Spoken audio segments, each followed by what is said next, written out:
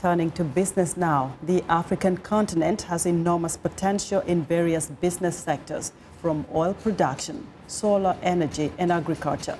But the continent is concerned about what the future holds in doing business with the U.S. under a President Donald Trump administration.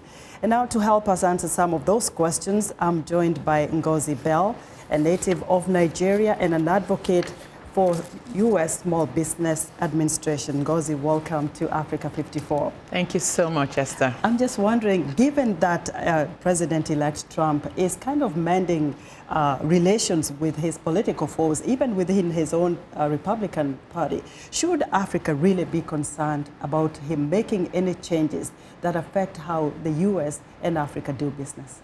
Well, Esther, you know, it's a very interesting time that we're in here. And one thing I will say is that we look forward to engaging President-elect Trump.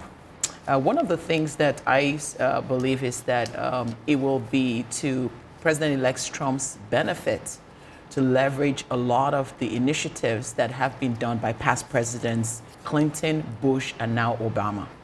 You know, Africa is a very important part of the equation to economic growth in the world.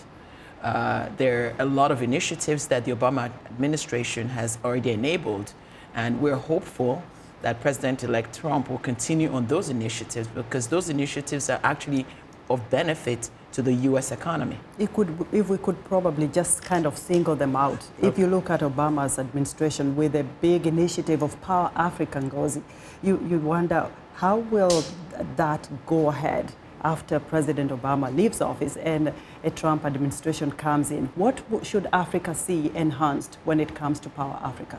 So the hope is that with Power Africa, where the goal is to electrify the continent by adding 60 million lines, which is extremely important. If you look at the initiatives that have happened so far, U.S. businesses are getting finances, providing technical support to allow them go into the continent to bring clean energy into the continent. The benefit is that it's creating U.S. jobs, okay? So that's a significant thing that we must not forget. So basically the new opportunity is that if President-elect Trump continues down that line, more U.S. jobs will be created, right? Well, many more countries are getting on the bandwagon of Power Africa. Many more countries are leveraging the resources from the U.S. government into the continent. So you're getting an opportunity for U.S. to take the expertise and export it onto the continent and be part of the participation for growth on the continent. And again, when you look at, you're talking about creating jobs, and one of the industries that would actually enhance Africans' way of doing business is having that power, and especially the IT industry. And you look at AGOA, where Africa has kind of enjoyed a very good relation in terms of trade and business with the United States. How do you see a Trump presidency enhancing this? We know that there's an extension of 10 years, but how well are we doing in AGOA so far, and what can be done to make it even better? So I'm sure you know that recently Namibia is going to be exporting beef to the U.S. That is an amazing feat that's happened. It was a very challenging process, but the U.S. government worked very closely with the Namibia government and made that successful. So what we hope that the President-elect Trump will do is to leverage those kinds of winnings and enable more exports to come in. One of the things that this administration is working on is a new initiative that's going to enable more of a reciprocated relationship between Africa and the U.S.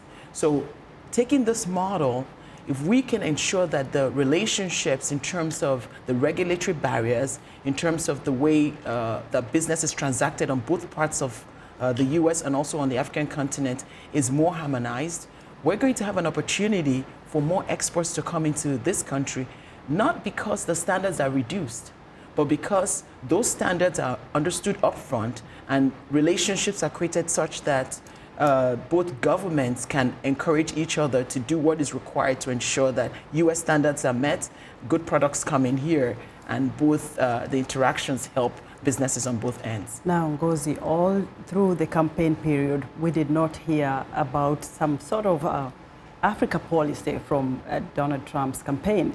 And I'm looking at him as a very successful business person, and I'm thinking he's going to bring that out when he comes to the White House. Should Africans, because they say we never heard anything about his policy towards Africa, let alone other parts of the world, should they expect that his business professional will come out and shine and kind of say, hey, I want to know more about the African continent and tap into what is the resources that are already there and see how we can kind of leverage this. Esther, you make a very good point, right? President-elect Trump is a businessman. He understands the tenets of business. 7 out of the 10 fastest growing economies are in Africa. I am confident that a President-elect Trump is going to ensure that he looks at the initiatives that involve Africa and look at it in terms of how does that benefit the U.S. Because one of the things we have to keep reminding ourselves is that Africa is a market. It's one of the fastest growing markets in the universe today. 65% of Africa's population is under 35. What that means is that this is a market that will continue to grow for years to come. The needs of that market is also going to be significant in terms of IT needs, in terms of healthcare needs, in terms of commerce needs. So these is going to provide to the U.S. an opportunity for growth, which is exactly what the U.S. needs now.